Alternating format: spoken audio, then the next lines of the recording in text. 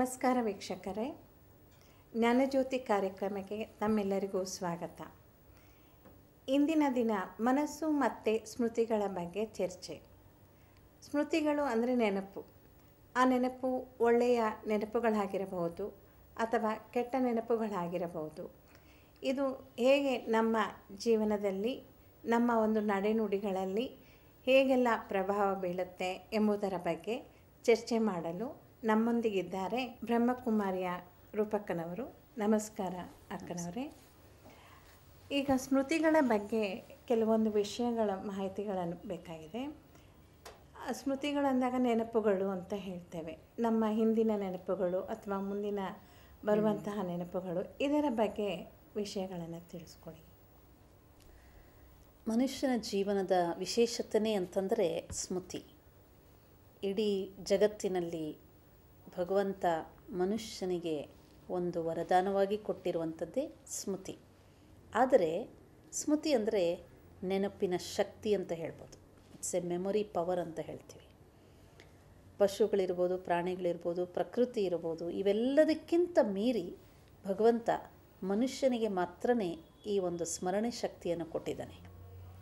ಆದರೆ ಆತ್ಮೀಯರೇ, ಈ ಸ್ಮರಣೆ ಶಕ್ತಿಯನ್ನು, ಸ್ಮೃತಿ ಎನ್ನುವಂಥ ಶಕ್ತಿಯನ್ನು ನಾವು ಎಲ್ಲಿವರೆಗೆ ಸಕಾರಾತ್ಮಕವಾಗಿ ಉಪಯೋಗಿಸ್ಕೊಳ್ತೀವಿ ಅನ್ನೋದು ನಮ್ಮ ಮೇಲಿದೆ. ಈ ಸ್ಮೃತಿಗಳಿಗೂ ನಮ್ಮ ಮನಸ್ಸಿನ ಚಿಂತನೆಗೂ ಬಹಳ ನಿಕಟವಾದಂಥ ಸಂಬಂಧ ಇದೆ. ನಮ್ಮ ಚಿಂತನೆ ಏನು ಮನಸ್ಸಿನಲ್ಲಿ ನಡೀತಾ ಇರ್ತದೆ, ಆ ಚಿಂತನೆ ನಮ್ಮ ಅಂತರಚೇತನದಲ್ಲಿ ಸ್ಮೃತಿಗಳ ಇರುತ್ತೆ. ಸ್ಮೃತಿಗಳಾಗಿ ಅದು ನಮ್ಮ ಆತ್ಮದಲ್ಲಿ ರೆಕಾರ್ಡ್ ಆಗುತ್ತೆ. ಆ ಕಾರಣ ಚಿಂತನೆ ಎಷ್ಟು ಶ್ರೇಷ್ಠವಾಗಿರುತ್ತೋ ಅಷ್ಟು ನಾವು ನಮ್ಮ ಮನಸ್ಸಿನ ಒಂದು ಸ್ಮೃತಿಗಳನ್ನು ರೂಪಿಸ್ಕೊಳ್ತಾ ಹೋಗ್ತೇವೆ. ಬಹಳ ಸತಿ ನಾವು ನೋಡ್ತೇವೆ, ಮನುಷ್ಯರು ಈ ಒಂದು ಶಬ್ದಗಳನ್ನು ಉಪಯೋಗಿಸ್ಕೊಳ್ತಾ ಇರ್ತಾರೆ. ನನಗೆ ಬೇಡದೇ ಇರುವಂಥ ವಿಚಾರಗಳು ಬಹಳ ಬರುತ್ತೆ, ಹಳೆಯ ನೆನಪುಗಳು ಬಹಳ ಬರ್ತದೆ, ನನಗೆ ಈ ನೆನಪು ಬಂದರೆ ತುಂಬ ದುಃಖವಾಗುತ್ತೆ, ಅದನ್ನು ನಾನು ಮರೀಲಿಕ್ಕೇ ಆಗೋದಿಲ್ಲ ಅನ್ನುವಂತಹ ಒಂದು ಅನೇಕ ನಿದರ್ಶನಗಳಲ್ಲಿ ತಿಳಿಸ್ತಾರೆ. ಆದರೆ ಮನುಷ್ಯನ ಒಂದು ವಿಚಾರ ಶಕ್ತಿ ಏನಿದೆ, ಆ ವಿಚಾರದ ಆಧಾರದ ಮೇಲೆ ಸ್ಮೃತಿಗಳ ಪರದೆಗಳು ನಮ್ಮ ಅಂತರಚೇತನದಲ್ಲಿ ರೆಕಾರ್ಡ್ ಆಗುತ್ತೆ. ಮತ್ತು ಕೆಲವೊಂದು ಸ್ಮೃತಿಗಳನ್ನು ನಮ್ಮದೇ ವಿಚಾರಗಳಿಂದ ನಮ್ಮಿಂದ ನಾವು ಮುಕ್ತ ಮಾಡ್ಕೊಳ್ಬೋದು. ಅದು ನಮ್ಮಲ್ಲೇ ಇರುವಂತಹ ಒಂದು ಅದ್ಭುತವಾದ ಇನ್ನೊಂದು ಶಕ್ತಿ. ಅದಕ್ಕಾಗಿ ಈ ಒಂದು ಮನುಷ್ಯನ ಸ್ಮೃತಿ ಶಕ್ತಿಯನ್ನು ಒಂದು ಕಂಪ್ಯೂಟರ್ಗೆ ಹೋಲಿಕೆ ಮಾಡಿದಾಗ, ಕಂಪ್ಯೂಟರಲ್ಲಿ ನೋಡಿ ಏನು ಬೇಕಂದರೆ ಅದನ್ನು ಫೀಡ್ ಮಾಡ್ತೇವೆ, ಅದು ಮೆಮೊರಿ ಬ್ಯಾಂಕಲ್ಲಿ ಸ್ಟೋರ್ ಆಗುತ್ತೆ. ಅದೇ ರೀತಿ ಬೇಡದೇ ಇರುವಂತಹ ವಿಚಾರಗಳನ್ನು ನಾವು ಡಿಲೀಟ್ ಸಹ ಮಾಡ್ಬೋದು. ಹಾಗೆ ನಮ್ಮ ಒಂದು ವಿಚಾರ ಶಕ್ತಿಗಳಲ್ಲಿ ಹಲವಾರು ವಿಚಾರಗಳು ಸ್ಮೃತಿಗಳ ರೂಪವನ್ನು ತೆಗೆದುಕೊಂಡಿರುವಂತಹ ಸ್ಮೃತಿಗಳನ್ನು ಬೇಡ ಅಂದಾಗ ಅದನ್ನು ನಮ್ಮದೇ ವಿಚಾರಗಳಿಂದ ಅದನ್ನು ಡಿಲೀಟ್ ಮಾಡ್ಬೋದು. ಅದಕ್ಕೆ ಬೇಕು ಸತ್ ವಿಚಾರಗಳು. ಈಗ ಒಂದು ಉದಾಹರಣೆಗೆ, ನಿನ್ನೆವರೆಗೂ ಯಾವುದೋ ಒಂದು ದುರ್ಘಟನೆ ನಡೀತು ಅಥವಾ ದುರ್ವ್ಯವಹಾರ ಯಾರೋ ಮಾಡಿದ್ರು, ಆ ವ್ಯಕ್ತಿ ನಮಗೆ ಪದೇ ಪದೇ ನೆನಪು ಬರ್ತಾರಲ್ವೇ? ಯಾಕೆ ಹೇಳಿ? ಹೆಚ್ಚಾಗಿ ನಾವು ಯಾರನ್ನೇ ಕೇಳಿದಾಗ 99% ಯಾವುದರ ನೆನಪು ನಿಮಗೆ ಜಾಸ್ತಿ ಬರುತ್ತೆ ಅಂತ ಕೇಳಿದ್ರೆ ಹಳೆಯ ನೆನಪುಗಳು ಜಾಸ್ತಿ ಬರುತ್ತೆ ಅಂತ ಹೇಳ್ತಾರೆ. ಹಳೆಯ ಸ್ಮೃತಿಗಳಲ್ಲಿ ಯಾರ ನೆನಪು ಜಾಸ್ತಿ ಬರುತ್ತೆ ಅಂತ ಕೇಳಿದ್ರೆ, ಯಾರಿಂದ ನನಗೆ ದುಃಖ ಸಿಕ್ಕಿದೆ, ಯಾರಿಂದ ನನಗೆ ಬೇಜಾರಾಗಿದೆ, ಯಾರು ನನಗೆ ಮೋಸ ಮಾಡಿದ್ದಾರೆ, ಯಾರು ನನಗೆ ಯಾವುದಾದ್ರೂ ಅಡಚಣೆ ಹಾಕಿದ್ದಾರೆ ಜೀವನದಲ್ಲಿ, ಅಂಥ ವ್ಯಕ್ತಿ ನೆನಪು ಜಾಸ್ತಿ ಬರುತ್ತೆ ಅಂತ ನಾವು ಒಪ್ಕೊಳ್ತೀವಿ. ಇದರ ಕಾರಣ ಏನು ಗೊತ್ತಾ? ನೋಡಿ, ಸಹಜವಾಗಿ ನಮ್ಮೆಲ್ಲರ ಚೇತನದ ಒಂದು ಸ್ವಭಾವ, ನಮಗೆ ಖುಷಿ ಬೇಕು, ನಮಗೆ ಬೇರೆಯವರಿಂದ ಸುಖ ಬೇಕು. ಅಂದರೆ ಒಬ್ಬರು ಪ್ರೀತಿಯಿಂದ ಮಾತಾಡಿದ್ರೆ ನಮ್ಗೆ ಖುಷಿಯಾಗುತ್ತೆ, ಒಬ್ಬರು ಒಳ್ಳೆ ರೀತಿಯಲ್ಲಿ ವ್ಯವಹಾರ ಮಾಡಿದ್ರೆ ಖುಷಿಯಾಗುತ್ತೆ. ಅದೇ ವ್ಯಕ್ತಿ ಏನಾದರೂ ಕಠೋರವಾಗಿ ಮಾತೇಳ್ತಾನೆ ಅಥವಾ ಕಹಿ ವಚನಗಳನ್ನು ಹೇಳಿಬಿಡ್ತಾನೆ, ಆಗ ನಾವೇನು ಹೇಳ್ತೀವಿ? ಈ ವ್ಯಕ್ತಿ ಏನು ಮಾತಾಡಿದ್ದಾನೆ, ನಾನು ಸತ್ರೂ ಮರೆಯೋಕ್ಕಾಗಲ್ಲಪ್ಪ ಅಂತ ಹೇಳ್ತೀವಿ. ಅದೇ ಒಂದು ವ್ಯಕ್ತಿ ತುಂಬ ಪ್ರೀತಿಯಿಂದ ಸಾವಿರಾರು ಮಾತುಗಳನ್ನು ಮಾತಾಡಿರ್ತಾನೆ, ಆದರೆ ಅದರ ನೆನಪನ್ನು ನಾವು ಮಾಡ್ಕೊಳ್ಳೋದೇ ಇಲ್ಲ. ಇದರ ಕಾರಣ ಏನಪ್ಪ ಅಂತಂದರೆ, ಪ್ರತಿಯೊಂದು ವ್ಯಕ್ತಿಯ ಅಂತರಚೇತನದ ಸ್ವಭಾವ ಸುಖ ಸ್ವರೂಪ. ಹೇಗೆ ಈ ಹಿಂದೆ ನಾವು ತಿಳ್ಕೊಂಡ್ವಿ, ಮನಸ್ಸು ಮತ್ತು ಶಾಂತಿಯ ಒಂದು ವಿಷಯದಲ್ಲಿ ಶಾಂತಿ ನಮ್ಮೆಲ್ಲರ ಒಂದು ಸ್ವಧರ್ಮ, ಸ್ವಭಾವ. ಅದಕ್ಕೆ ವಿರುದ್ಧವಾಗಿ ಅಶಾಂತಿ ಆದಾಗ ಏನಾಗುತ್ತೆ ಅಂತಂದರೆ ನಮಗೆ ಅದು ಇಷ್ಟ ಆಗಲ್ಲ, ಅಲ್ಲಿಂದ ಹೊರಗಡೆ ಬರಲಿಕ್ಕೆ ನಾವು ಪ್ರಯತ್ನ ಮಾಡ್ತೀವಿ. ಹಾಗೆ ಯಾವುದಾದ್ರೂ ವ್ಯಕ್ತಿ ನನಗೆ ದುಃಖ ಕೊಡುವಂತಹ ಒಂದು ಮಾತುಗಳು ಹೇಳ್ತಾನೆ, ದುಃಖ ಕೊಡುವಂಥ ವ್ಯವಹಾರ ಮಾಡಿದ್ದಾನೆ ಅಂದಾಗ ಅದು ನಮಗೆ ಇಷ್ಟ ಆಗಲ್ಲ. ಯಾಕೆ? ನನ್ನ ಸುಖ ಸ್ವರೂಪಕ್ಕೆ ವಿರುದ್ಧವಾಗಿರುವಂತಹ ಒಂದು ಘಟನೆ. ಅದಕ್ಕಾಗಿ ಆ ಘಟನೆಯೂ ನಾವು ಮರೆಯೋದಿಲ್ಲ ಬೇಗ, ಆ ವ್ಯಕ್ತಿಯನ್ನು ನಾವು ಬೇಗ ಮರೆಯೋದಿಲ್ಲ. ಪದೇ ಪದೇ ನಾವೇನು ಮಾಡ್ತೀವಿ ಅಂತಂದರೆ ಆ ವ್ಯಕ್ತಿಯನ್ನು ನಾವು ನೆನಪು ಮಾಡ್ಕೊಳ್ತಾ ಹೋಗ್ತೀವಿ. ಅಷ್ಟೇ ಅಲ್ಲ, ಆ ವ್ಯಕ್ತಿ ನೆನಪು ಮಾಡ್ಕೊಳ್ಳೋದ್ರ ಜೊತೆಗೆ ಆ ವ್ಯಕ್ತಿ ಮಾಡಿದಂಥ ನಡತೆಯ ಜೊತೆಗೆ ನಮ್ಮ ಅಂತರಚೇತನಕ್ಕೆ ದುಃಖದ ಸ್ಮೃತಿಗಳನ್ನು ಪದೇ ಪದೇ ಕೊಡ್ತಾ ಹೋಗ್ತೀವಿ. ಈ ಸ್ಮೃತಿನೂ ಸಹ ನಮ್ಮ ಮನಸ್ಸಿನ ವಿಚಾರಗಳ ಜೊತೆಗೆ ನಿಕಟವಾದಂಥ ಸಂಬಂಧ ಇದೆ. ನೋಡಿ, ವಿಚಾರ ಬರುತ್ತೆ, ಒಂದು ಥಾಟ್ ಏನಂತ, ಓ ಈ ವ್ಯಕ್ತಿ ನಂಗೆ ಮೋಸ ಮಾಡ್ದ ಅಂಥೇಳಿ. ಆ ಒಂದು ಥಾಟ್ನ ನಾವು ಡೈಲ್ಯೂಟ್ ಮಾಡೋದಿಲ್ಲ, ಅದು ನಮ್ಮ ಸ್ಮೃತಿಯಲ್ಲಿ ರೆಕಾರ್ಡ್ ಆಗುತ್ತೆ. ಯಾವುದು ರೆಕಾರ್ಡ್ ಆಗುತ್ತೆ ಪುನಃ ಒಂದೊಂದು ಥಾಟ್ನ ಕ್ರಿಯೇಟ್ ಮಾಡುತ್ತೆ. ಇದು ಒಂದು ಸೈಕಲ್ ಥರ, ಓಕೆನಾ? So thought, feeling. ಒಂದು ವಿಚಾರ ಬರುತ್ತೆ, ದುಃಖದ ವಿಚಾರ, ಈ ವ್ಯಕ್ತಿ ನನಗೆ ಮೋಸ ಮಾಡಿದ್ರು ಅಂತ ಹೇಳ್ತೀವಿ. ಆ ವ್ಯಕ್ತಿಯ ಘಟನೆ ನಡತೆ ನೆನಪು ಮಾಡಿದ ತಕ್ಷಣವೇ ದುಃಖದ ವಿಷಯ ಆದ್ದರಿಂದ ನನಗೆ ಫೀಲಿಂಗ್ಸ್, ದುಃಖದ ಒಂದು ಫೀಲಿಂಗ್ಸ್ ಬರುತ್ತೆ. ಆ ಫೀಲಿಂಗ್ಸಲ್ಲಿ ನಾನು ದುಃಖವನ್ನು ಅನುಭವಿಸ್ತೀನಿ. ಆ ದುಃಖದ ಫೀಲಿಂಗ್ಸಿಂದ ನನಗೆ ಸ್ಮೃತಿ ರೆಕಾರ್ಡ್ ಆಗುತ್ತೆ. ಯಾವುದು ಸ್ಮೃತಿ ರೆಕಾರ್ಡ್ ಆಯಿತು ಆ ಸ್ಮೃತಿಯ ಆಧಾರದ ಮೇಲೆ ಮತ್ತೆ ಒಂದು ವಿಚಾರ ಬರುತ್ತೆ, ಆ ಥಾಟ್ ಮತ್ತೆ ಆ ವ್ಯಕ್ತಿಯ ಸ್ಮೃತಿ ಬರುತ್ತೆ, ಸೇಮ್ ಥಿಂಗ್ ರಿಪೀಟ್ ಆಗುತ್ತೆ. ಅದಕ್ಕಾಗಿ ಆ ವ್ಯಕ್ತಿಯನ್ನು ನಾವು ಇವತ್ತು 5 ಬಾರಿ ನೆನಪು ಮಾಡಿದ್ರೆ ನಾಳೆ 10 ಬಾರಿ ನೆನಪು ಮಾಡ್ತೀವಿ, ನಾಡಿದ್ದು 15 ಬಾರಿ ನೆನಪು ಮಾಡ್ತೀವಿ. ಈ ರೀತಿ ಒಂದು ಬಾರಿ ನಡೆದಂಥ ಘಟನೆಯನ್ನು ಅನೇಕ ಬಾರಿ ನೆನಪು ಮಾಡೋದ್ರಿಂದ ನಮ್ಮ ಆತ್ಮಕ್ಕೆ ನಾವೇ ದುಃಖವನ್ನು ಕೊಟ್ಕೊಳ್ತಾ ಹೋಗ್ತೀವಿ. ಯಾವಾಗ? ಇಂಥ ಅಹಿತಕರವಾದಂತಹ ಘಟನೆಗಳನ್ನು ಪದೇ ಪದೇ ಸ್ಮೃತಿ ಮಾಡೋದ್ರಿಂದ. ಇನ್ನೊಂದು ದಿಶೆಯಲ್ಲಿ ನಾವು ನೋಡಿದಾಗ ಇದೇ ಸ್ಮೃತಿಯ ಶಕ್ತಿಯನ್ನು ನಾವು ಸಕಾರಾತ್ಮಕವಾಗಿಯೂ ಉಪಯೋಗಿಸ್ಕೋಬೋದು. ಸೊ ನಮ್ಮಲ್ಲಿರುವಂತಹ ಸ್ಮೃತಿಯ ಶಕ್ತಿ ಏನಿದೆ ಇದು ಒಂದು ಅದ್ಭುತವಾದ ಶಕ್ತಿಯೂ ಹೌದು. ಈ ಸ್ಮೃತಿಗಳನ್ನು ನಾವು ಎಷ್ಟು ಸಕಾರಾತ್ಮಕವಾಗಿ ಇಟ್ಕೊಳ್ತೇವೆ ಅಥವಾ ಬಹುಶಃ ಅನೇಕ ಹಳೆಯ ಕಹಿ ಅನುಭವಗಳ ಘಟನೆಗಳು ಅದನ್ನು ಬದಲಾಯಿಸಲಿಕ್ಕೆ ನಮ್ಮಲ್ಲಿ ಶಕ್ತಿ ಬೇಕು. ಆಗ ನಮ್ಮ ಜೀವನದಲ್ಲಿ ವರದಾನವಾಗಿ ಸಿಕ್ಕಿರುವಂತಹ ಈ ಸ್ಮೃತಿ ಶಕ್ತಿಯನ್ನು ನಮ್ಮ ಆತ್ಮದ ಸುಖದ ಅನುಭೂತಿಗಾಗಿ ಉಪಯೋಗಿಸ್ಕೊಳ್ಬೋದು. ಈಗ ಪಾಸಿಟಿವ್ ಸ್ಮೃತಿಗಳಿರುತ್ತೆ, ಅದು ನಮ್ಮ ವ್ಯಕ್ತಿತ್ವದಲ್ಲಿ ಹೇಗೆ ವಿಕಾಸ ಆಗುತ್ತೆ? ವ್ಯಕ್ತಿತ್ವ ವಿಕಾಸಕ್ಕೆ ನಮ್ಮ ಒಂದು ಸಕಾರಾತ್ಮಕ ಸ್ಮೃತಿಗಳು ಆಧಾರವಾಗುತ್ತೆ. ಹೇಗೆ ಅಂತೀರ? ಉದಾಹರಣೆಗೆ ನೋಡಿ, ನಾವು ಯಾವ ವ್ಯಕ್ತಿಯನ್ನು ನೆನಪು ಮಾಡ್ತೀವಿ ಹೆಚ್ಚಾಗಿ, ಯಾವ ವ್ಯಕ್ತಿಯ ಸ್ಮೃತಿಯಲ್ಲಿ ನಾವಿರ್ತೀವಿ ಆ ವ್ಯಕ್ತಿಯ ಒಂದು ಕ್ಯಾರೆಕ್ಟರ್ ಅಥವಾ ಅವರ ನಡತೆ ನಮ್ಮ ಮೇಲೆ ತನ್ನಿಂದ ತಾನೇ ಪ್ರಭಾವ ಬೀರುತ್ತೆ. ಅದಕ್ಕೆ ಇನ್ನೊಂದು ಶಬ್ದದಲ್ಲಿ ರೋಲ್ ಮಾಡೆಲ್ಸ್ ಅಂತ ಹೇಳ್ತೀವಿ. ನಾವು ಯಾರನ್ನು ನೆನಪು ಮಾಡ್ಕೊಳ್ತೀವಿ, ಯಾರ ಚಿತ್ರವನ್ನು ನೋಡ್ತೀವಿ, ಯಾರ ಚರಿತ್ರೆಯನ್ನು ನೆನಪು ಮಾಡ್ತೀವಿ, ಯಾವ ಚರಿತ್ರೆಯನ್ನು ನೆನಪು ಮಾಡ್ತೀವಿ ಅದರಲ್ಲಿ ಎಷ್ಟು ಚಾರಿತ್ರತೆ ಇದೆ, ಆ ಸ್ಮೃತಿಗಳು ನನ್ನಲ್ಲಿ ಎಷ್ಟು ಬಾರಿ ನೆನಪು ಮಾಡ್ಕೊಳ್ತೀನೋ ನಮ್ಮಲ್ಲೂ ಅದೇ ಗುಣಗಳು ತನ್ನಿಂದ ತಾನೇ ವಿಕಾಸವಾಗುತ್ತೆ. ಇವತ್ತಿನ ಸಮಾಜದಲ್ಲಿ ಇವತ್ತಿನ ಒಂದು ಯಂಗರ್ ಜನರೇಷನ್ಗೆ ಸರಿಯಾದಂಥ ರೋಲ್ ಮಾಡೆಲ್ಸ್ ಸಿಕ್ಕದೇ ಇರೋ ಕಾರಣದಿಂದ ಆ ಒಂದು ಮಕ್ಕಳು ತಮ್ಮ ವ್ಯಕ್ತಿತ್ವನ ವಿಕಾಸ ಮಾಡಿಕೊಳ್ಳಿಕ್ಕೆ ಸ್ವಲ್ಪ ಕಷ್ಟಪಡ್ತಾ ಇದ್ದಾರೆ. ಯಾಕೆ ಅಂತಂದರೆ ಈಗ ಹಿಂದಿನ ಕಾಲದಲ್ಲಿ ನಮಗೆ ಒಂದು ಸ್ವಾಮಿ ವಿವೇಕಾನಂದ ಅಂತ ಅಥವಾ ಅನೇಕ ಮಹನೀಯರು ನಮ್ಮ ಮುಂದೆ ಶ್ರೇಷ್ಠ ನಡತೆಯಿಂದ ತಮ್ಮ ವ್ಯಕ್ತಿತ್ವವನ್ನು ಒಂದು ಉದಾಹರಣೆಯಾಗಿಟ್ಟರು. ನಾವು ಅವ್ರನ್ನ ನೆನಪು ಮಾಡ್ಕೊಂಡಿದ್ದ ತಕ್ಷಣ, ನೆನಪಂದ್ರೇನು, ಅವ್ರನ್ನ ಸ್ಮೃತಿ ಮಾಡ್ಕೊಂಡಿದ್ದ ತಕ್ಷಣವೇ ಏನು ನೆನಪು ಬರುತ್ತೆ? ಅವರಲ್ಲಿರುವಂಥ ಗುಣಗಳು ನೆನಪು ಬರುತ್ತೆ. ಹಾಗೆ ಇವತ್ತಿನ ಮಕ್ಕಳಿಗೆ ಲೈವ್ ಎಕ್ಸಾಂಪಲ್, ಲೈವ್ ರೋಲ್ ಮಾಡೆಲ್ಸನ್ನು ನೆನಪು ಮಾಡ್ಕೊಳ್ಳಿಕ್ಕೆ ಅಕ್ಯುರೇಟ್ ಆದರ್ಶ ಇಲ್ಲದೆ ಇರೋದ್ರಿಂದ ಸಮ್ಟೈಮ್ಸ್ ಮೈಂಡ್ ಗೆಟ್ ಕನ್ಫ್ಯೂಸ್ಡ್. ಅದಕ್ಕೆ ಸ್ಮೃತಿಗಳು ಯಾರದು ಮಾಡ್ತೇವೆ, ಎಂತಹ ಸ್ಮೃತಿಗಳನ್ನು ಮಾಡ್ತೇವೆ ಅಂಥ ವ್ಯಕ್ತಿತ್ವ ನಮ್ಮಲ್ಲಿ ತನ್ನಿಂದ ತಾನೇ ರೂಪಿಸ್ಕೊಳ್ತಾ ಹೋಗುತ್ತೆ. ಅಂದರೆ ಆ ವ್ಯಕ್ತಿಯ ಒಂದು ನಡತೆ ಗುಣಗಳನ್ನು ನಾವು ಆಕರ್ಷಣೆ ಮಾಡ್ತಾ ಹೋಗ್ತೀವಿ.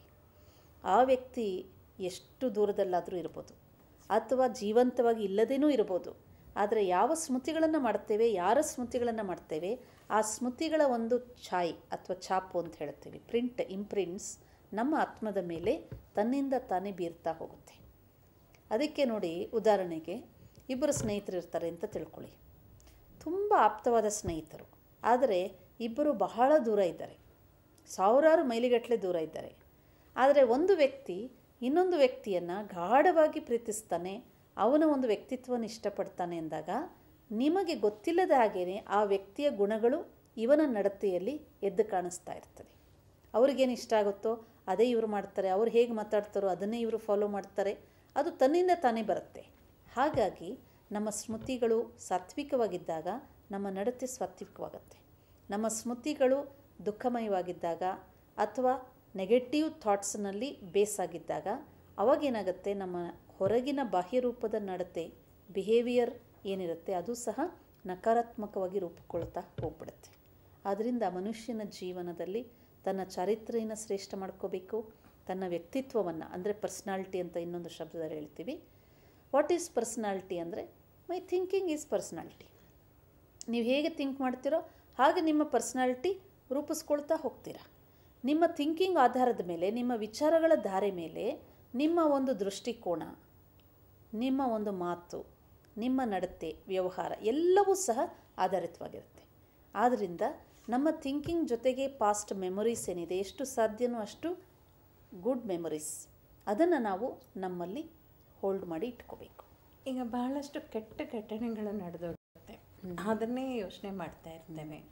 ಅದರಿಂದ ಮುಕ್ತರಾಗಿ ಬರಲು ಹೇಗೆ ನಾವು ಪ್ರಯತ್ನಗಳನ್ನ ಪಡಬೇಕು? ನೋಡಿ, ಇದರಲ್ಲಿ ಕೆಲವೊಂದು ಅಂಶಗಳು ನಮಗೆ ಆಧ್ಯಾತ್ಮಿಕವಾಗಿ ಚಿಂತನೆ ಮಾಡಬೇಕಾಗತ್ತೆ. ಪ್ರತಿಯೊಂದು ಘಟನೆಗೆ ಒಂದು ಕಾರಣ ಇದೆ, ಪ್ರತಿಯೊಂದು ಕಾರಣಕ್ಕೆ ಒಂದು ನಿವಾರಣೆ ಇದೆ. ಘಟನೆಯನ್ನು ನೆನಪು ಮಾಡಿದಾಗ ಕಾರಣಗಳು ಬೇಕಾದಷ್ಟಿದೆ. ಕಾರಣಗಳನ್ನು ನೆನಪು ಮಾಡದೆ ಘಟನೆಗಳು ಏನು ನಡೆದು ಹೋಯ್ತು ಅಂತೀವಿ, ಅದು ಇಲ್ಲ ನಿಮ್ಮ ಮುಂದೆ, ಏನಾಯ್ತದು ಹೋಯ್ತು. ಆದರೂ ಪದೇ ಪದೇ ನಮಗೆ ಜ್ಞಾಪಕ ಬರ್ತಾನೆ ಇರುತ್ತೆ. ಜ್ಞಾಪಕ ಮಾಡೋರು ಯಾರು?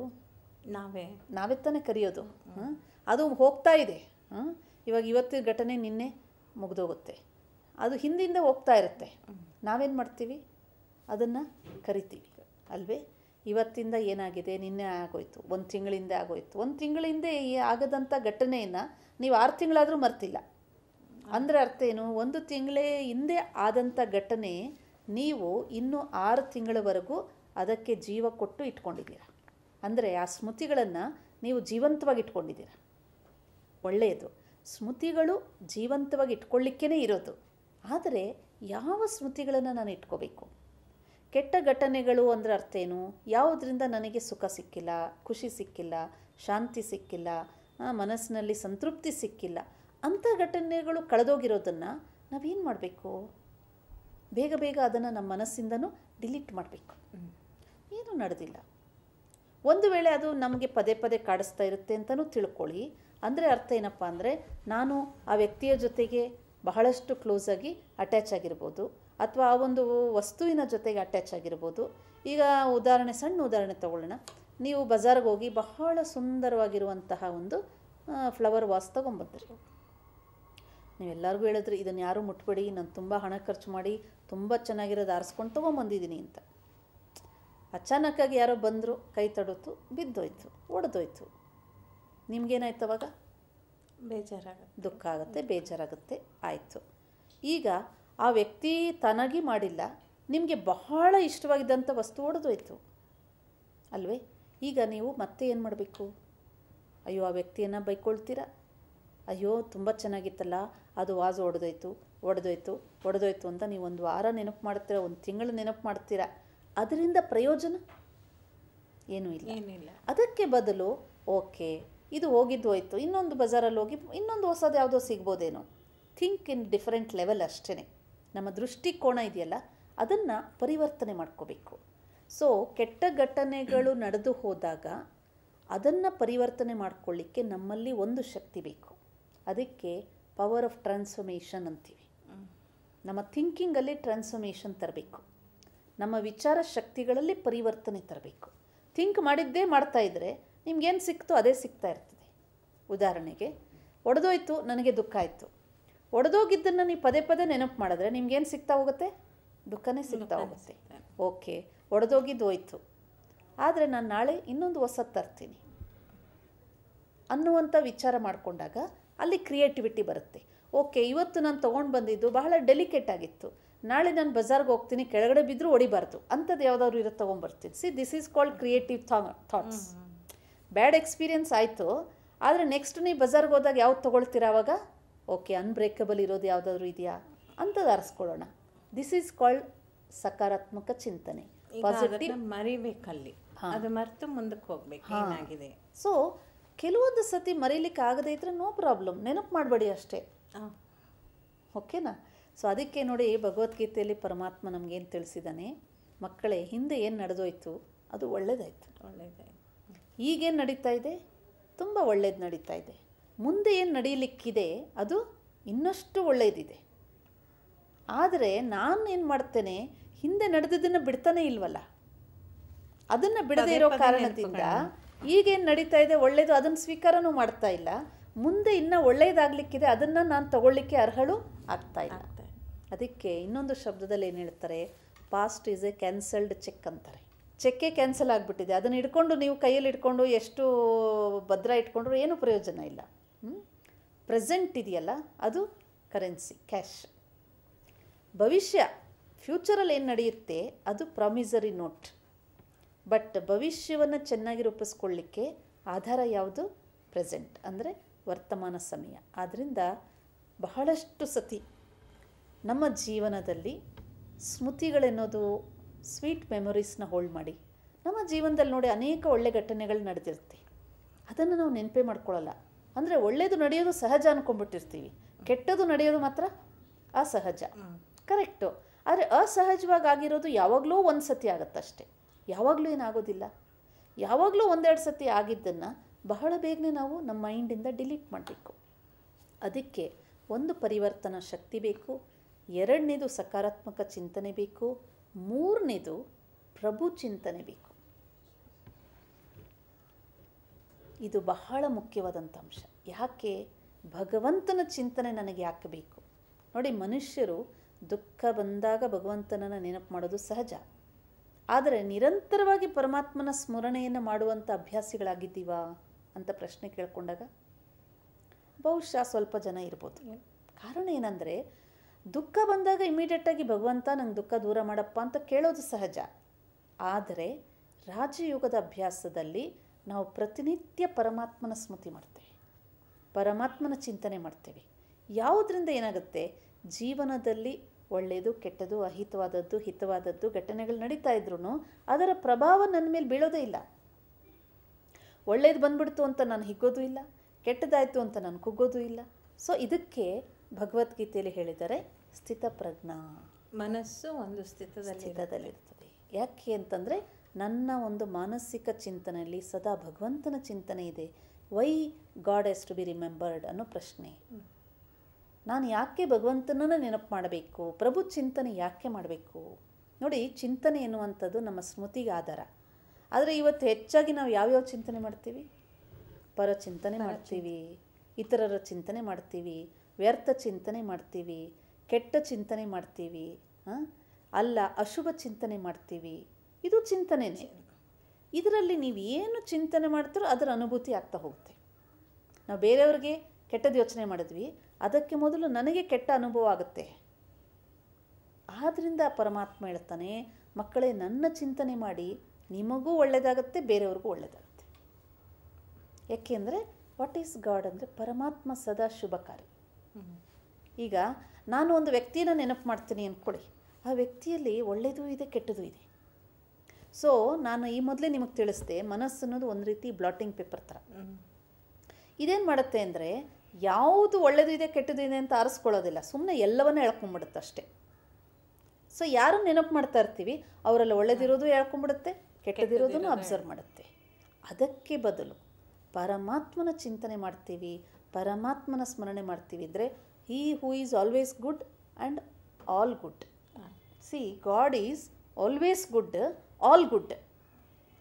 ಸೊ ನಾನು ಅವನ ಚಿಂತನೆಯಲ್ಲಿ ಅವನ ಸ್ಮೃತಿಯಲ್ಲಿ ಇರ್ತೀನಿ ಅಂತಂದಾಗ ನನ್ನಲ್ಲೇನು ಬರುತ್ತೆ, ಎಲ್ಲ ಒಳ್ಳೆಯದೇ ಧಾರಣೆಯಾಗುತ್ತೆ ಮತ್ತು ಈ ಕಾರ್ಯಕ್ಷೇತ್ರದಲ್ಲಿ ಒಳ್ಳೆಯದನ್ನೇ ಮಾಡುವಂಥ ಶಕ್ತಿನೂ ನನ್ನಲ್ಲಿ ಬರುತ್ತೆ. ಬಹುಶಃ ಕರ್ಮ ಫಿಲಾಸಫಿ ಅನುಸಾರ ನಮಗೆ ಗೊತ್ತೋ ಗೊತ್ತಿಲ್ಲದೇನೋ ಅಹಿತವಾದ ಘಟನೆಗಳು ನಮ್ಮ ಮುಂದೆ ನಡೆದಾಗ ಅದನ್ನು ತಡ್ಕೊಳ್ಳುವಂಥ ಶಕ್ತಿ, ಅದನ್ನು ಸಹನೆ ಮಾಡುವಂಥ ಶಕ್ತಿ ಅಥವಾ ಕೆಲವು ಸಮಸ್ಯೆಗಳನ್ನು ಎದುರಿಸುವಂಥ ಶಕ್ತಿ ಆ ಪ್ರಭು ಚಿಂತನೆಯಿಂದ ನಮಗೆ ಸಿಗುತ್ತೆ. ಅಕ್ಕ ಅವರೇ, ಈಗ ಕೆಟ್ಟ ಅನುಭವಗಳೇ ಜಾಸ್ತಿ ಇರುತ್ತೆ ಸಾಮಾನ್ಯವಾಗೆಲ್ಲ. ಆ ಕೆಟ್ಟ ಅನುಭವಗಳಲ್ಲಿ ಒಳ್ಳೆಯದನ್ನು ನಾವು ಹೇಗೆ ಆರಿಸ್ಕೊಳ್ಬೋದು? ಕೆಟ್ಟ ಅನುಭವಗಳು ಅಂತಂದರೆ ಬಹುಶಃ ನಮ್ಮ ಜೀವನದಲ್ಲಿ ನಾವು ಪರಿಸರ, ಸಂಘ ಮತ್ತು ಅನೇಕ ಕರ್ಮಗಳ ಒಂದು ಲೆಕ್ಕಾಚಾರ ಅಂತ ಹೇಳ್ತೀವಿ. ಇದರಲ್ಲಿ ಆಧ್ಯಾತ್ಮಿಕವಾಗಿ ನಿಮಗೆ ತಿಳಿಸ್ಬೇಕು ಅಂತಂದರೆ, ಕೆಟ್ಟದು ಅನ್ನುವಂಥದ್ದು ವಾಸ್ತವಿಕವಾಗಿ ನಾವು ನೋಡುವಂಥ ದೃಷ್ಟಿಕೋನದ ಮೇಲೆ ಹೋಗುತ್ತೆ. ಉದಾಹರಣೆಗೆ, ನನಗೆ ಯಾರಾದರೂ ಮೋಸ ಮಾಡಿದ್ರು, ನನ್ನ ಹತ್ರ ದುಡ್ಡು ತೊಗೊಂಡು ಕೊಟ್ಟಿಲ್ಲ ಅಂತಂದರೆ, ಅಕಾರ್ಡಿಂಗ್ ಟು ಕರ್ಮ ಫಿಲಾಸಫಿ, ನಿನ್ನೆ ನಾನು ಅವ್ರ ಹತ್ರದಿಂದ ಸಾಲ ತೊಗೊಂಡಿದ್ದೆ, ಇವತ್ತು ಅವ್ರು ತೊಗೊಂಡ್ರು ನಂಗೆ ಕೊಟ್ಟಿಲ್ಲ, ನನಗೇ ಸೇರಬೇಕಾಗಿದ್ದೇ ಆಗಿದ್ದರೆ ಅವಶ್ಯವಾಗಿ ಅವರು ನನಗೆ ಕೊಡಲೇಬೇಕು. ಒಂದು ವೇಳೆ ಈಗಲೇ ನಾನು ತೊಗೊಂಡು ಈಗಲೇ ಅವ್ರು ಮೋಸ ಮಾಡಿದ್ದಾರೆ ಅಂದರೆ ಅದು ಎಲ್ಲೂ ಹೋಗೋದಿಲ್ಲ, ಪುನಃ ನಿಮಗೆ ಅವ್ರು ಬಂದು ಕೊಡಲೇಬೇಕಾಗತ್ತೆ. ಏಕೆಂದರೆ ಗಿವ್ ಆ್ಯಂಡ್ ಟೇಕ್ ಪಾಲಿಸಿ ಒಂದು ಯೂನಿವರ್ಸಲ್ ಲಾನಲ್ಲಿದೆ. ಆದ್ರೂ ಸಹ ಹಲವಾರು ಜೀವನದ ಹಂತಗಳಲ್ಲಿ ನಮಗೆ ಅಹಿತ ಘಟನೆಗಳನ್ನು ಮರೀಲಿಕ್ಕೆ ಕಷ್ಟವಾಗ್ತದೆ. ಆದರೂ ಸಹ ಪ್ರತಿಯೊಂದು ಅಹಿತವಾದಂತಹ ಒಂದು ವಿಷಯಗಳಲ್ಲಿ ನಾವು ಒಳ್ಳೆಯದೇ ಆಯಿತು ಅಂತ ಸ್ವೀಕಾರ ಮಾಡಬೇಕು. ಹೇಗೆ? ಉದಾಹರಣೆಗೆ, ಒಬ್ಬ ರಾಜ ತನ್ನ ಮಂತ್ರಿ ಜೊತೆ ತನ್ನ ಭಟರನ್ನು ಕರ್ಕೊಂಡು ಕಾಡಿಗೆ ಹೋಗ್ತಾನೆ ಬೇಟೆ ಆಡಲಿಕ್ಕೆ. ಹೋಗ್ತಾ ಹೋಗ್ತಾ ಹೋಗ್ತಾ ಎಲ್ಲರೂ ಬೇರೆ ಬೇರೆ ದಿಶೆಗಳಲ್ಲಿ ಹೋಗ್ತಾರೆ ಬೇಟೆ ಆಡ್ತಾ. ಸೊ ಈ ಭಟರೆಲ್ಲ ಒಂದು ಕಡೆ ಹೋಗ್ಬಿಡ್ತಾರೆ, ರಾಜ ಮಂತ್ರಿ ಮಾತ್ರ ನಡೀತಾ ಇರ್ತಾರೆ. ಸೊ ಮಂತ್ರಿ ರಾಜನಿಗೆ ಹೇಳ್ತಾನೆ, ಭಟ್ರೆಲ್ಲ ಬೇರೆ ಕಡೆ ಹೋಗ್ಬಿಟ್ಟಿದ್ದಾರೆ, ಮತ್ತೆ ಹುಡುಕ್ಲಿಕ್ಕೆ ಕಷ್ಟ ಆಗುತ್ತೆ, ಅದಕ್ಕೆ ವಾಪಸ್ ಹೋಗೋಣ ಅಂದರೆ, ಇಲ್ಲ ಒಳ್ಳೆಯದೇ ಆಯಿತು, ಅವ್ರು ಹೋಗಲಿ ಬಿಡಿ ಅಂತಾನೆ. ಇನ್ನೂ ಸ್ವಲ್ಪ ದೂರ ಹೋಗೋಷ್ಟೊತ್ತಿಗೆ ಆ ಮಂತ್ರಿ ಹೇಳ್ತಾನೆ, ರಾಜ ಇಲ್ಲೆಲ್ಲಾದರೂ ನಾವು ಈ ಒಂದು ಕುದುರೆಗಳನ್ನು ಮರಕ್ಕೆ ಕಟ್ಬಿಟ್ಟು ಇಲ್ಲಿ ರೆಸ್ಟ್ ತಗೊಳ್ಳೋಣ ಅಂತ. ಬೇಡ ಅಂತ ಹೇಳ್ತಾನೆ. ಸರಿ, ಇನ್ನೂ ಮುಂದೆ ಹೋಗ್ತಾ ಇರ್ತಾರೆ. ಆಗ ಮಂತ್ರಿಗೆ ನಡಿಲಿಕ್ಕೇ ಆಗೋದಿಲ್ಲ, ತುಂಬ ಸುಸ್ತಾಗತ್ತೆ. ಆಗ ಮತ್ತೆ ಮಂತ್ರಿ ಕೇಳ್ತಾನೆ, ರಾಜ ಇಲ್ಲೆಲ್ಲಾದರೂ ನಾವು ಕೂತ್ಕೊಂಡು ವಿರಾಮ ಮಾಡೋಣ ಅಂತ. ಸೊ ರಾಜನಿಗೆ ಕೋಪ ಬರುತ್ತೆ. ಹಂಗಾದ್ರೆ ನೀನು ಇಲ್ಲೇ ಇರು, ನಾನು ಒಬ್ಬನೇ ಹೋಗ್ತೀನಿ ಅಂತ ಹೇಳಿ ಮುಂದೆ ಹೋಗ್ಬಿಡ್ತಾನೆ. ಸರಿ, ಒಳ್ಳೆಯದು ಅಂತಾನೆ. ಈ ಮಂತ್ರಿಗೆ ರಾಜ ಏನು ಮಾತಾಡಿದ್ರೂ ಸಹ ಒಳ್ಳೆಯದಾಯಿತು ಅಂತಾನೆ. ಆಗ ರಾಜನಿಗೆ ಬಹಳ ಕೋಪ ಬರುತ್ತೆ. ಈ ಮಂತ್ರಿ ಮಾತಿಗೂ ಒಳ್ಳೆಯದಾಯಿತು ಅಂತಾನಲ್ಲ, ಭಟ್ರಲ್ಲಿ ಹೋದ್ರು ಒಳ್ಳೆಯದಾಯಿತು ಅಂತ ಹೇಳ್ದ, ಇಲ್ಲಿ ಸುಸ್ತಾಯಿತು ನಾನು ಕೂತ್ಕೋಬೇಕು ಅಂತಂದರೆ ಬೇಡ ಅಂತಂದ್ರೂ ಕೇಳಿದ್ರೆ ಆಯಿತು ಅಂತಂದರೆ ಓಕೆ ಕೂತ್ಕೋ ಅಂತ ಹೇಳ್ದ. ಸೊ ರಾಜನಿಗೆ ಪ್ರತಿಯೊಂದು ಮಾತಿಗೂ ಈ ಮಂತ್ರಿ ಒಳ್ಳೆಯದಾಯಿತು ಅಂತಾನಲ್ಲ, ಇದು ಯಾಕೆ? ಕೊನೆಗೆ ರಾಜ ಒಬ್ಬನೇ ಮುಂದೆ ಸಾಗ್ಬಿಡ್ತಾನೆ. ಆವಾಗ ಮಂತ್ರಿಗೆ ಭಯ ಆಗುತ್ತೆ. ಅಯ್ಯೋ, ರಾಜನ ಒಬ್ಬರನ್ನೇ ಬಿಡೋದು, ಭಟ್ರು ಇಲ್ಲ, ಯಾರೂ ಇಲ್ಲ ಅಂತ ಮತ್ತೆ ಹಿಂದೆ ಓಡಿ ಹೋಗ್ತಾನೆ.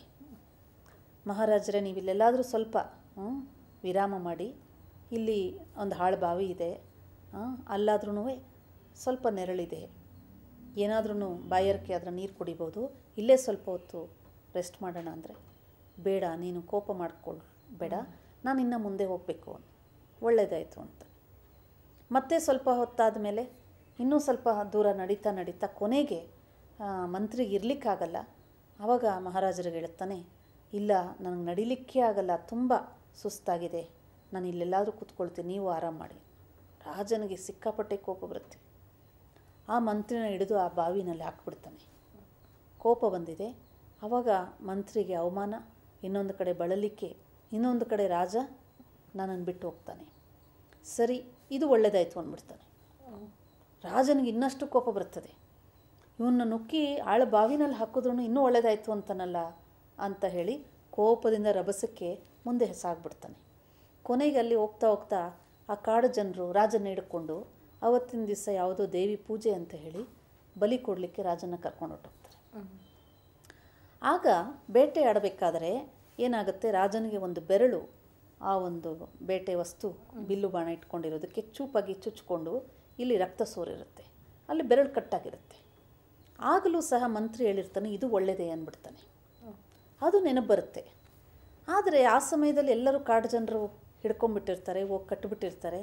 ಆಮೇಲೆ ಇನ್ನೇನು ಬಲಿ ಕೊಡಬೇಕು ಅನ್ನೋಷ್ಟೊತ್ತಿಗೆ ಆ ಎಲ್ಲ ಶರೀರದ ಎಲ್ಲ ಅಂಗಾಂಗಗಳನ್ನು ಸರಿ ಇದೆಯಾ ಅಂತ ಚೆಕ್ ಮಾಡಬೇಕಾದ್ರೆ ರಾಜನಿಗೆ ನೆನಪು ಬರುತ್ತೆ, ಭಯ ಆಗುತ್ತೆ. ಆವಾಗ ಅವನು ಹೇಳ್ತಾನೆ, ಓ ನನ್ನ ಬೆರಳು ಕಟ್ಟಾಗಿದೆ ನೋಡ್ರಿ ಅಂತಾನೆ. ಸೊ ನೆನಪು ಬರುತ್ತೆ, ಮಂತ್ರಿ ಹೇಳಿದ್ದೆಲ್ಲ ಒಳ್ಳೇದಾಯಿತು ಅಂತ ಹೇಳಿದ್ನಲ್ಲ, ಆವಾಗ ನಂಗೆ ಕೋಪ ಬಂದಿತ್ತು ಅಂತ. ಆ ಬೆರಳು ಕಟ್ಟಾಗಿರೋದು ನೋಡಿಬಿಟ್ಟು ಕಾಡು ಜನರು ಇದು ಬಲಿ ಕೊಡಲಿಕ್ಕೆ ಆಗೋದಿಲ್ಲ ಅಂತ ಹೇಳಿ ರಾಜನ ಭಿನ್ನವಾಗಿರ್ಬಾರ್ದು ರಾಜನ ಬಿಡುಗಡೆ ಮಾಡಿಬಿಡ್ತಾರೆ. ಆಗ ರಾಜ ಓಡಿ ಓಡಿ ಓಡಿ ಮಂತ್ರಿನ ಹುಡ್ಕೊಂಡು ಬರ್ತಾನೆ. ಕೊನೆಗೆ ಹಾಳು ಬಾವಿನಲ್ಲಿ ಬಿದ್ದಿರ್ತಾನೆ. ಬಂದು ಕೂಗ್ತಾನೆ. ಕೂದಾಗ ರಾಜ ಏನಾಯಿತು ಒಳ್ಳೇದಾಯಿತು ಅಂದ್ಬಿಡ್ತಾನೆ. ಆವಾಗ ರಾಜನಿಗೆ ಬಹಳ ಆಶ್ಚರ್ಯ ಆಗುತ್ತೆ. ಇವನೇನು ಮಾತಾಡ್ತಾ ಇದ್ದಾನೆ, ಅದು ಎಲ್ಲ ಒಳ್ಳೇದಾಯಿತು ಅಂತ ಹೇಳೋದ್ರಲ್ಲಿ ಎಷ್ಟು ಒಳ್ಳೇದಿದೆ. ಮೊದಲು ಭಟ್ರು ದೂರ ಹೋದರು, ಅದು ಒಳ್ಳೇದಾಯಿತು ಅಂದ. ಕೈ ಕುಯ್ಕೊಂಡಿತ್ತು, ಅದು ಒಳ್ಳೇದಾಯಿತು ಅಂದ. ಬಾವಿನಲ್ಲಿ ಬಿಸಾಕ್ಬಿಟ್ಟೆ ಮಂತ್ರಿನ, ಅದು ಒಳ್ಳೇದಾಯಿತು ಅಂದ. ಕೊನೆಗೆ ನನ್ನ ಜೀವ ಪಾರಾಗಲಿಕ್ಕೆ ಇದೆಲ್ಲವೂ ಒಳ್ಳೇದಾಯಿತು. ಅಂದರೆ ಆತ್ಮೀಯರೇ, ಈ ಸಣ್ಣದಾದ ಕಥೆಯಲ್ಲಿರುವಂಥ ಸಾರಾಂಶ ಇಷ್ಟೇ.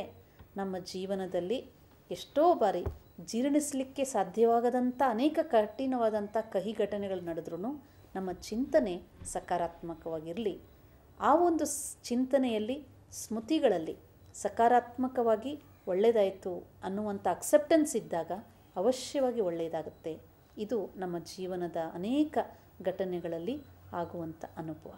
ಹಾಗಾಗಿ ರಾಜಯೋಗದ ಅಭ್ಯಾಸದಲ್ಲಿ ಪ್ರತಿನಿತ್ಯ ನಾವು ಅನುಭವ ಮಾಡುವಂಥದ್ದು ಏನಂದರೆ, ಅಭ್ಯಾಸ ಮಾಡುವಂಥದ್ದು ಏನಂದರೆ, ಏನಾಯಿತು ಒಳ್ಳೆಯದಾಯಿತು, ಈಗ ನಾನು ಒಳ್ಳೇದು ಮಾಡಬೇಕು, ಇದರಿಂದ ಮುಂದೆ ಅವಶ್ಯವಾಗಿ ನನಗೆ ಒಳ್ಳೆಯದಾಗತ್ತೆ. ಹೀಗೆ ನಮ್ಮ ಮನಸ್ಸಿನಲ್ಲಿ ಪರಿವರ್ತನಾ ಶಕ್ತಿಯನ್ನು, ಪ್ರಭು ಚಿಂತನೆಯಿಂದ ನಮ್ಮ ಮನಸ್ಸಿನ ಚಿಂತನೆಗಳನ್ನು ಸಕಾರಾತ್ಮಕ ಮಾಡಿಕೊಳ್ಳುವಂಥ ಶಕ್ತಿಯನ್ನು ನಾವು ಪಡೆಯಬೇಕು. ಧನ್ಯವಾದಗಳು ಅಕ್ಕನವರೇ. ವೀಕ್ಷಕರೇ, ಇಲ್ಲಿಯವರೆಗೆ ನಾವು ಸ್ಮೃತಿಗಳ ಬಗ್ಗೆ ಬಹಳಷ್ಟು ವಿಷಯಗಳನ್ನು ತಿಳ್ಕೊಂಡಿದ್ದೇವೆ. ಮುಂದಿನ ಸಂಚಿಕೆಯಲ್ಲಿ ಮತ್ತೆ ಭೇಟಿಯಾಗೋಣ. ನಮಸ್ಕಾರ. ನಿತ್ಯ ಶಾಂತಿ.